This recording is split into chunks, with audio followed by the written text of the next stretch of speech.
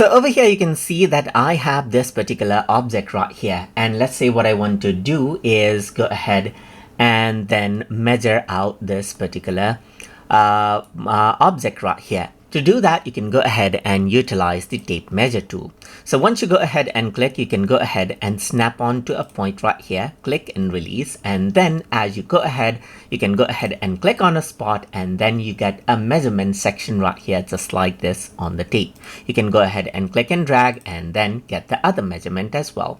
You can go ahead and then click right here, let go. And then if I were to type in 7, let's say for example, right here, then you get exact 7 foot right here, just like this as well. And that is how you can go ahead and enter the distance as well as you want. You can do it from the side as well. Just go ahead and click and release, and then that is what you have. From the top as well, that's the same. You get the measurement tool right here. So if you want to go ahead and remove it, you can utilize the eraser tool and then go ahead and then click and drag over the line to go ahead and erase out that particular line as well.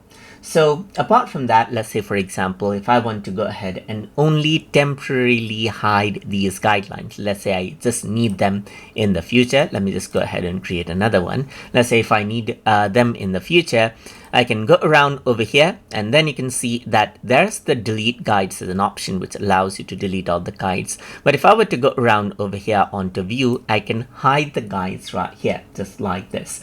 So now this is what you have. They are just hidden, they are not deleted. And if you want to get it back, you can go to view and then get the guide once more.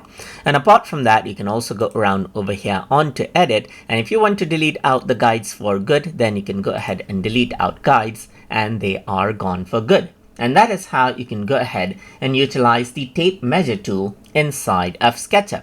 So I hope you guys learned something as always. And as always, please like, comment, share, and subscribe.